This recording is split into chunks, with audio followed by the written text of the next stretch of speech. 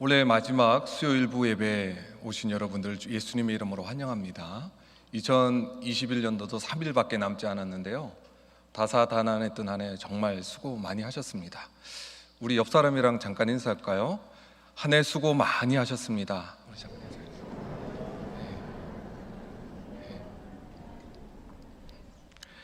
인사해주세요. 성경 66권이 있지만 모든 성경이 똑같이 잘 읽히는 것 같지는 않습니다. 예를 들어서 모세오경은 성경 첫 5권이기 때문에 익숙하게 읽히고요, 또 역사서 같은 경우는 또 역사적 진행이 있기 때문에 재밌게 읽을 수가 있습니다. 시편은 또 시가서는 또 우리의 마음을 와닿게 하기에 잘 읽는 것 같습니다. 복음서 같은 경우는 또 예수님의 행적을 기록한 것이기 때문에 우리가 또 즐겨 읽는 성경이기도 합니다. 서신서도 읽기만 해도 은혜가 되는 구절이 얼마나 많이 있습니까?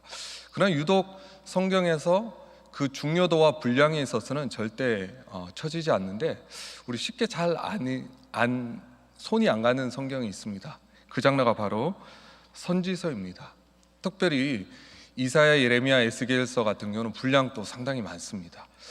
그나마 이사야는 전반부에는 하나님의 심판과 하나님의 어떤 공의에 대해서 말씀하지만 후반부에 가서는 회복에 대한 메시지, 은혜에 대한 메시지가 있으니까 읽을만 합니다.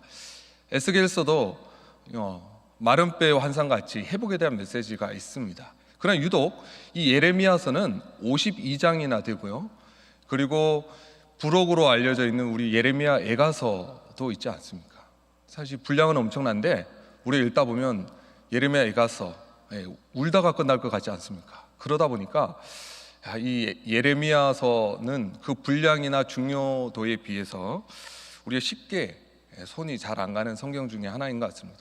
오늘 살펴볼 성경이 바로 예레미야서입니다. 예레미야는 요시야로부터 시작해서 예루살렘이 멸망하기까지 남유다의 5 왕들을 지켜보았던 예레미야가 기록한 책입니다. 이 당시 국제 정세를 보면 이미 북이스라엘은 아수르에게 멸망당한 상태고요, 그리고 아수르, 바벨론, 애굽과 같은 그 중건동의 패권 국가의 틈바구니 속에서 이리 쳐이고 저리 치이면서 쉽지 않은 사역을 감당해야만 했습니다. 아마도 예레미야 선지자가 활동했던 그때가 이스라엘 역사상 가장 험난하고 어려웠던 때가 아닌가라고 생각을 해볼 수가 있겠습니다. 예레미야는 주전 587년에 예루살렘이 비참하게 함락되고 남아있던 이스라엘 민족들이 비참하게 바벨론의 포로로 붙잡혀가는 것을 두 눈으로 똑똑히 목격해야 했던 선지자였습니다. 유다 민족에게는 일어날 수 있는 최악의 상황이 한꺼번에 다 일어난 것이죠. 예레미야는 그 험난했던 시대 가운데 끝까지 견뎌내야만 했던 선지자였습니다. 기도하고 말씀을 전하고 또 그 말씀을 전하는 것 때문에 고초를 당하고 협박당하고 맞서 싸우면서 말입니다, 외부로부터 오는 폭풍과 같은 험난한 고난과 위협을 견뎌내야만 했고, 내면에서는 어떤 일이 있었을까요? 끊임없이 솟아오르는 회의감, 불신감, 이해되지 않음이라고 하는 자기 자신과도 싸워야만 했습니다. 그런 예레미야가 적은 글이 바로 예레미야서입니다. 지금 우리는 전 세계적인 전염병으로 한치 앞을 볼 수가 없고 어디를 봐도 소망을 말하기 참 어려운 시대를 살아가고 있지 않습니까? 우리는 마치 구한말처럼 우리도 여전히 강대국들 틈 사이에서 정치 외교적으로도 깨어 있어야 하는 시기입니다. 개인적인 삶은 어떻습니까? 경제적으로나 정신적으로나 영적으로나 참으로 어려운 시기를 우리는 통과하고 있습니다. 이러한 시기를 살아가는 우리에게 예레미야서는 참 시의적절한 메시지로 다가옵니다. 예레미야 선지자의 삶과 그의 메시지를 통해서 어려운 시대를 살아가는 그리스도인들이 어떻게 생각하고 어떻게 기도하고 그 시기를 어떻게 헤쳐나가야 하는지에 대한 적합한 도움을 바로 이 예레미야서를 통해 얻을 수 있기 때문입니다. 오늘 본문을 통해서 예레미야 선지자의 생애 전반기에 있었던 사건 하나를 살피면서 교훈을 얻고자 합니다. 오늘 본문 12장 1절에 보면 예레미야가 주와 변론할 때라고 하면서 시작합니다. 이 변론이라고 하는 단어를 개역 성경에서는 쟁변이라고 하는 단어를 사용하는데요. 쟁변이라고 하는 단어의 뜻은 다투어 변론하다라고 하는 것입니다. 재판장이신 하나님을 향하여 뭔가 해결되지 않은 문제를 가지고 나아가는 것을 의미합니다. 뭔가 주님 앞에 따질 것이 있다는 것입니다. 그러면 왜 예레미야는 주님께 따지듯이 질문하고 있을까요? 오늘 본문을 이해하기 위해서는 오늘 본문의 배경이 되는 11장을 살펴보아야 합니다. 11장 18절에서 23절을 보면 예레미야가 당한 일에 대한 설명이 등장합니다. 무엇보다도 예레미야를 공격하고 예레미야를 공경에 빠뜨렸던 사람들이 어느 지역 사람인지 나오는데 바로 아나돗 사람입니다. 그렇다면 아나돗 사람들은 누구일까요? 놀랍게도 아나돗 사람들은 예레미야의 고향 사람들입니다. 예레미야서 1장 1절에 보면 예레미야를 소개하면서 베냐민 땅 아나돗의 제사장 힐기야의 아들이 바로 예레미야라고 소개하고 있기 때문입니다. 예레미야를 미워하다 못해 심지어 살아있는 자의 땅에서 끊어버리자라고 그 이름을 기억되지도 못하게 하자라고 들고 나왔던 사람들이 바로 자신의 고향 사람들이었습니다. 여러분, 일반적으로 고향 사람들은 웬만하면 같은 편이 되어줍니다. 선거철에도 보면 정치인들이 자기가 태어나서 자란 땅에서는 웬만하면 지지를 받지 않습니까? 우리도 낯선 지역 타향에 가서 동양 사람, 내가 나고 자란 지역 근처에서 같은 시간들을 보냈던 누군가를 만나면 바로 친근감을 느끼고 얼마나 반가운지 모르는 것입니다. 그만큼 기본적으로 사람들은 고향 사람들에 대해서만큼은 기본적으로 동질감과 소속감을 느끼기 마련입니다. 그런데 왜 예레미야가 나고 자랐던 예레미야의 어린 시절을 함께했던 친지, 친척, 친구들이 있었던 그 아나돗 사람들이 왜 예레미야를 죽이려고 했던 걸까요? 11장 21절 말씀에 보면 여호와의 이름으로 예언하지 말라라고 말하고 있습니다. 다른 것도 아니고요, 예레미야가 하나님의 말씀을 받아서 하나님의 말씀으로 예언하고 말씀을 전했다는 이유만으로 그렇게 고향 사람들에게 협박당하고 살해 위협을 당할 때 예레미야 입장에서는 하나님께 나가서 따지고 싶은 거죠. 하나님, 제가 하나님의 소명을 받아 하나님의 말씀을 전했는데 다른 사람들도 아니고 나의 친지, 친척, 나의 어린 시절을 기억하는 친구들이 저를 죽이려고 위협하고 있습니다. 하나님, 어찌 된 일입니까? 라고 따지고 싶은 일은 충분히 우리가 이해할 수가 있습니다. 12장 1절부터 시작하는 예레미야가 하나님께 변론하는 핵심은 이것입니다. 하나님, 저는 하나님의 전지전능하심, 하나님께서 우리의 왕이시고 우리를 통치하신다라고 하는 사실을 믿어 의심치 않습니다. 우주 만물을 하나님 홀로 통치하시는 분이십니다. 그러나 이해되지 않는 것이 있습니다. 분명 하나님은 선한 자를 평안의 길로 인도하시고 악한 자, 패역한 자를 심판하고 벌하시는 하나님이신데 지금 제 눈앞에 펼쳐지고 있는 상황은 전혀 그렇지 않은 것 같은데 어찌 된 일입니까? 하나님, 해명 좀 해보십시오. 이렇게 답답한 심정을 토로하고 있는 것입니다. 예레미야가 겪고 있는 상황은 시편 1편에서 말하는 복 있는 사람의 모습과 악인의 모습을 말씀하는 것과 맞지 않는 것 같습니다.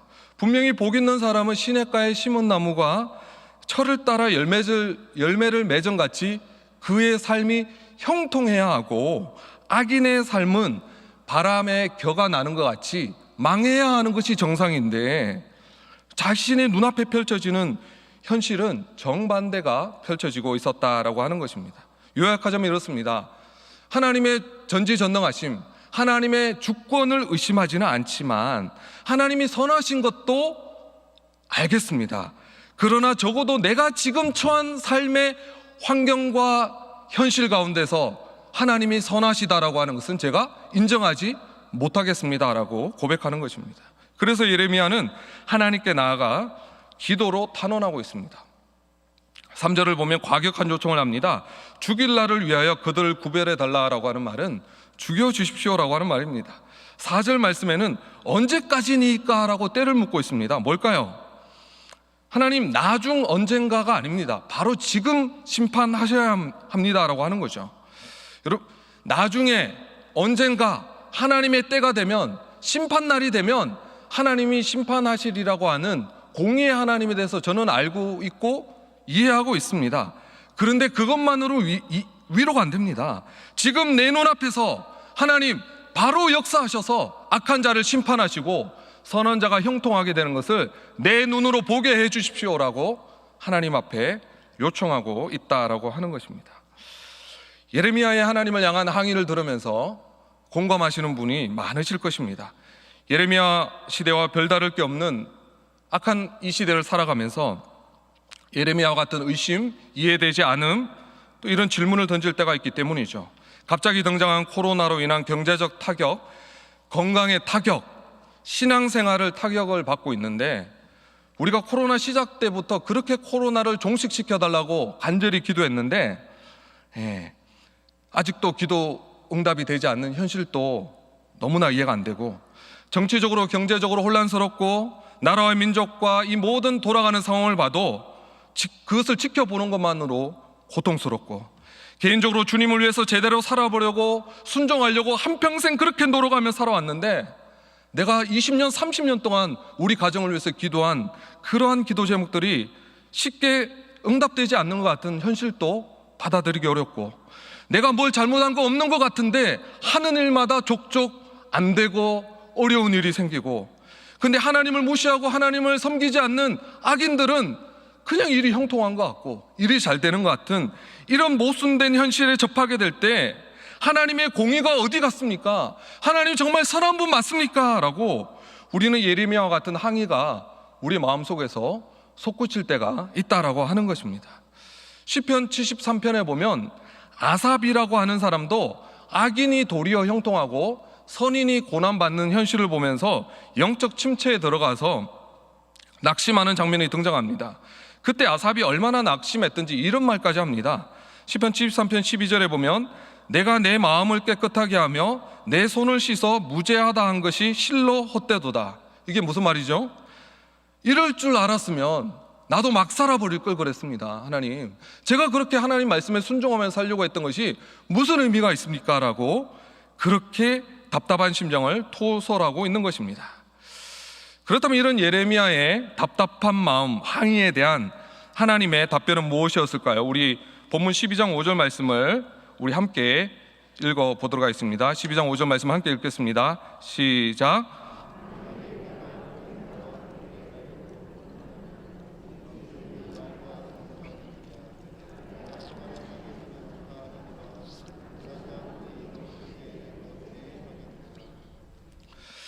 예레미야는 하나님의 대답을 듣고 싶어서 하나님께 질문했는데 도리어 하나님의 질문을 받는 처지가 되었습니다. 왜 하나님은 동문서답과 같은 말씀을 하셨을까요? 먼저 우리가 기억해야 되는 것은 하나님께서 우리의 모든 질문에 즉각적으로 응답하실 의무는 없으시다는 거죠. 또한 우리의 진정한 위로는 단순히 감성적인 위로나 마음의 위안을 받는 것이 아니라 우리의 현실을 제대로 자각하고 진리에 직면함으로써 온다라고 하는 거죠. 하나님께서는 대답 대신 질문을 통해서 우리를 깨우치시고 방향을 재설정하게 하시고 생각을 재설정하고 전환케 하심으로 하나님의 큰 시각에 우리의 시선을 집중케 하심으로써 원래의 위치와 마땅히 생각해야 될 분량을 생각하게 하심으로 말씀해 주셨다라고 하는 것입니다. 동일한 대답을 욥기에서 찾아볼 수 있습니다. 욥이 이해할 수 없는 극심한 고난 가운데 하나님께 질문했을 때 하나님께서는 그 질문에 그대로 대답하시는 것이 아니라 오히려 욥에게 질문하셨죠. 욥기 38장 2절에서 4절입니다. 무지한 말로 생각을 어둡게 하는 자가 누구냐? 너는 대장부처럼 허리를 묶고 내가 내게 묻는 것을 대답할지니라. 내가 땅에 기초를 놓을 때 네가 어디에 있었느냐? 이것이 욥기의 결론 부분에 하나님이 처음 등장하셔서 욥에게 말씀하셨던 질문이었습니다.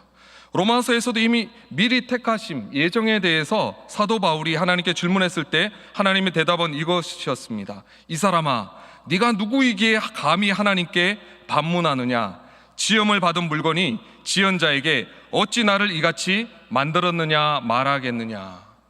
여러분, 소경들이 코끼리를 만져보고 누구는 뿔을 만지고 누구는 코를 만지고 누구는 다리를 만져보면서 저마다 다른 대답을 했다라고 하는 이야기를 들어보신 적이 있을 것입니다.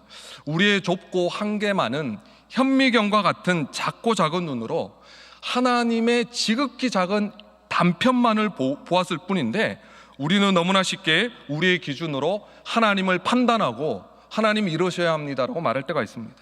그때 하나님께서는 하나님이 보고 계신 천체만원경과 같은 큰 관점과 시야로 우리에게 물어오시는 거죠. 내가 보고 있는 것을 너도 보고 있니? 라고 물어보시는 것입니다. 예레미야가 도저히 이해되지 않은 선한 자가 고난당하고 악한 자가 도리어 형통하고 하나님의 공의가 즉시로 실현되지 않은 현실로 하나님께 따져 물었을 때 하나님이 하신 대답이 이것이었던 것입니다. 아까 5절 말씀입니다. 만일 내가 보행자와 함께 달려도 피곤하면 어찌 능히 말과 경주하겠느냐. 제가 이것을 현대적으로 제가 한번 설명해 보겠습니다. 예레미야를 잠실 주경기장, 육상 경기장 트랙이 꺼져 있는 그쪽으로 아마 데려가신 것 같습니다. 예레미야야, 너 지금 장거리 경주를 뛰어야 돼. 한 1500m 정도 뛰어야 되는데 400m 레인에 서서 한 4바퀴 돌아야 돼라고 전력 질주를 하게 하십니다. 그러면서 예레미야가 4바퀴 다 돌고 이제 나자빠져서 숨을 내쉬고 있을 때 하나님께서 이렇게 말씀하시는 거죠. 예레미야야, 지금 네가 뛴 것은 연습 게임에 불과해. 이제 본 게임 실전이 있는데 다른 곳으로 가지 않겠니? 라고 어디 가냐면 이 경마 경기장으로 가는 거죠. 경마 경기장이 예레미야 말을 타고 달리는 것이 아닙니다. 1레인에 예레미야가 있고 2번부터 8번까지는 그 당시 가장 잘 뛰는 말들이 있는 거죠. 예레미야 당시의 말들이 지금보다 체구가 작았을 것이고 스피드가 좀 느렸을 수도 있지만 적어도 사람보다는 2배에서 3배 정도 빨랐다고 합니다. 그러니까 참 어려운 경기를 가져가 주신 거죠. 뭘까요? 네가 사람과 달리는 경기를 통해서도 피곤해한다면 어떻게 말과 대항해서 달릴 수 있겠느냐라고 말씀하시는 거죠. 5절 후반절에 다시 하나님 질문하십니다. 네가 평안한 땅에서는 무사하려니와 요단강 물이 넘칠 때는 어찌하겠느냐. 이 본문을 다른 번역본으로 보면 이렇습니다. 만약 네가 장애물이 없는 들판에서도 제대로 설 수 없다면 요단강가의 숲이 우거진 곳을 어찌 헤쳐나갈 수 있겠느냐. 예레미야의 고향 아나도 지방은 평탄한 지형, 평야였습니다.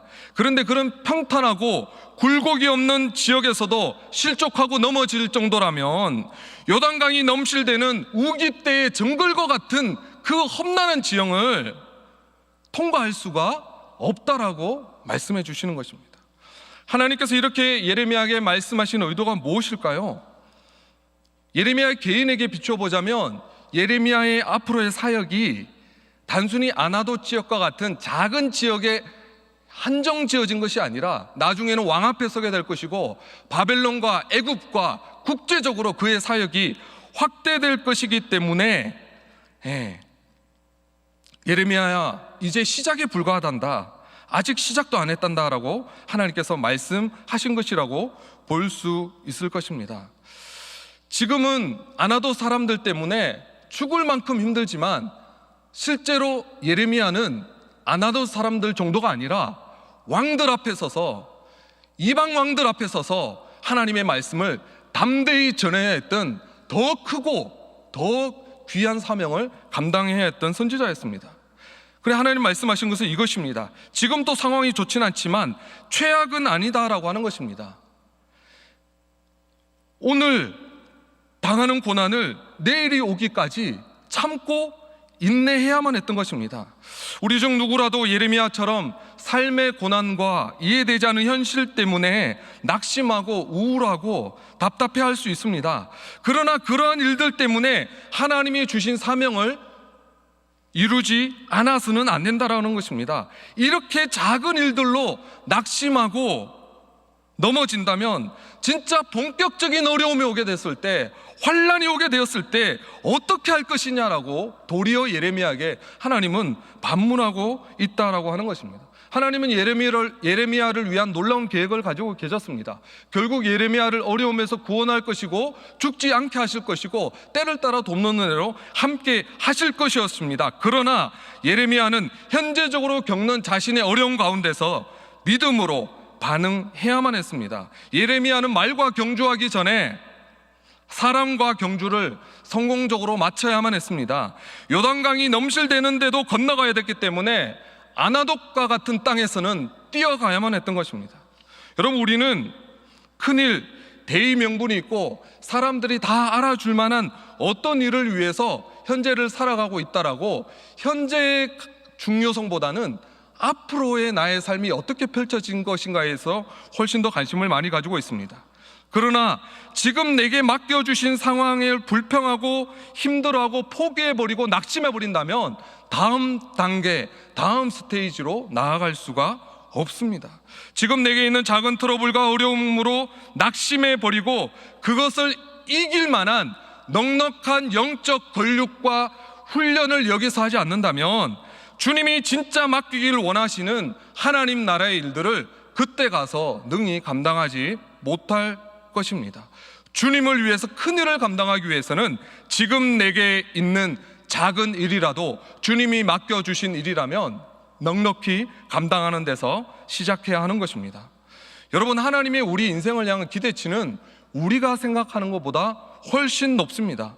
오죽하면 사도 바울은 그리스도의 장성한 분량까지 너희 안에 하나님의 형상이 이루어지기까지 내가 해산하는 수고를 한다라고 말씀을 전했겠습니까? 그래서 우리는 하나님의 기대치에 맞게 우리 인생을 바라보는 훈련을 해야 하는 것입니다.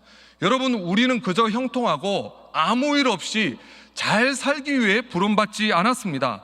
만약 형통하고 아무 일 없이 살아가는 것만이 우리 인생의 목적이라면 성경에 나오는 수많은 하나님께 쓰임받았던 하나님의 사람들은 실패한 인생을 살아간 것입니다. 고난 없이, 복음을 위한 고난과 하나님의 사역을 감당하는데 저항 없이 살아갔던 하나님의 사람들은 성경에 등장하지 않기 때문입니다. 예레미야에게 주신 하나님의 말씀이 시적절한 이유는 지금 우리가 코로나 시국을 2년째 살아가면서 아마도 마지막 때가 10년 정도 앞당겨진 시대를 살아가기 때문입니다. 앞으로 코로나 변종 바이러스가 계속 등장할 것이고 몇 년을 주기로 코로나 팬데믹과 같은 그런 현상이 반복될 수 있다는 예측, 앞으로 마스크를 벗을 수 없고 결코 코로나 전으로 돌아갈 수 없다라고 하는 전문가들의 예측이 우리에게 주는 절망감과 낙심감은 참으로 큽니다. 그래서 우리는 예레미야에게 주시는 하나님의 말씀을 우리에게 주시는 말씀으로 들을 수 있어야 하는 것입니다.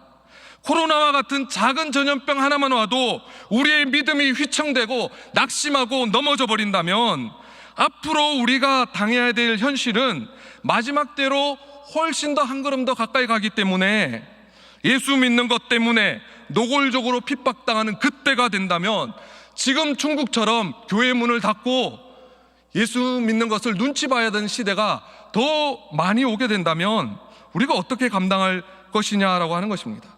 누가복음 2장에서 시몬이라고 하는 사람이 성령의 지시를 받아서 메시아를 보기 전에는 죽지 아니하리라고 하는 계시를 받아서 인생 말년에 마침내 아기 예수를 품에 안으면서 이런 고백을 합니다. 대주제여, 이제는 나를 놓아주시는도다.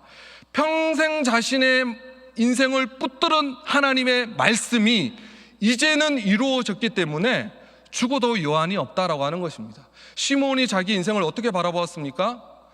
고난 없고 평탄한 삶, 형통한 삶이 아니라 하나님의 말씀이 붙들려서 그 말씀이 이루어졌기 때문에 이제는 죽어도 여한이 없다라고 하는 거죠. 내가 좀 고생하더라도, 형통치 못한 삶을 살더라도 나를 통해서 하나님의 말씀이 이루어지고 성취되는 삶을 살아가고 있다라면 하나님이 보시기에 가치 있는 인생이 된다라고 하는 것입니다. 마지막으로 이해되지 않는 어려움으로 주님께 질문하는 예레미야에게 하나님께서 하신 말씀은 오늘 읽지는 않았지만 오늘 본문 다음 말씀인 12장 7절부터 말씀입니다. 이 말씀을 통해서 하나님 자신의 마음을 예레미야에게 전수해 주십니다. 예레미야야, 너 고향 사람 아나도 사람들 때문에 너무 마음이 힘들지? 그런데 예레미야야, 나는 내가 택한 이스라엘 백성들의 끊임없는 반역과 불순종으로 인해서 얼마나 마음이 아프고 힘든지 모르겠단다 말씀하시면서 이스라엘 백성들을 향한 하나님의 진노와 슬픔과 하나님의 심판의 메시지를 전해 주시는 거죠. 그러자 예레미야가 어떤 대답을 했는지는 등장하지 않습니다. 아마 욥처럼 입을 다물었던 것 같습니다. 여러분, 이 말씀은 사무엘의 어머니 한나를 떠올리게 만듭니다. 사사시대를 종식시키고 왕정시대를 열었던 사무엘의 어머니 한나가 어떤 사람이었습니까? 브릿나에게는 자식을 주시고 자기에게는 자녀를 주지 않았기 때문에 얼마나 원통하고 마음이 어려웠던지 하나님의 성전에 가서 술 취했다고 오해받을 정도로 간절히 기도했을 때 아마 하나님께서 이렇게 계시해 준 것 같습니다. 한나야, 너 자녀가 없는 현실 때문에 너무 고통스럽고 힘들지? 근데 나도 이 각자 소견에 오른 대로 행하는 이 나의 백성 택한 이스라엘 선민들을 보니 새로운 생명이 탄생하지 않는 것 같은 안타까운 마음과 고통이 있단다라고 하나님의 심정을 한나에게 전수해 준 것 같습니다. 이 하나님의 심정과 통하게 되자 한나에게 어떤 일이 났습니까? 그렇게 어렵고 힘들게 나왔던 사무엘을 기꺼이 하나님께 기쁨으로 바쳐 드리는 거죠. 그래서 이 사무엘이 하나님께 귀하게 쓰임 받았지 않습니까? 여러분, 예레미야처럼 이해되지 않는 현실 앞에서 기도해 보지만 답답하고 변화가 없는 답답한 환경과 상황 속에 처해 있는 분들이라면 이 예레미야 12장 1절 말씀처럼 여러분 하나님의 이름을 부르면서 하나님 앞에 나아가시기 바랍니다. 12장 1절 보면 예레미야는 여호와 하나님의 이름을 부릅니다. 여러분, 아버지의 이름을 부르는 것이 기도의 시작입니다. 그리고 억울한 일이 있고 원통한 일이 있으면 어찌하여 하나님 왜 그렇습니까? 라고 물어보시기 바랍니다. 주여 말씀하옵소서, 주의 종이 듣겠나이다, 이것만이 기도가 아닙니다.